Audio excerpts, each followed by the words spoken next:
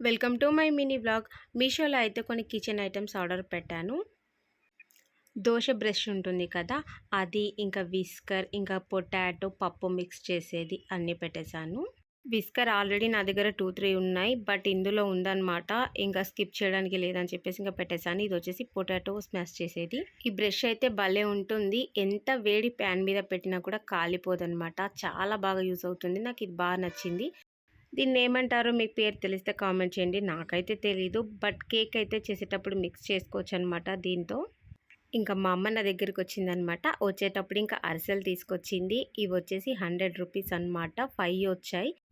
పూరి ఉంటుంది కదా, ఆ సైజులో ఉందనమాట ఒక్కొక్కటి. ఇంక అమ్మని భక్షాలు చేయమని అడిగాను, తనకు రాదని చెప్పేసి ఇంకా ఇవైతే అరిసెలు తీసుకొచ్చేసింది నా కోసం.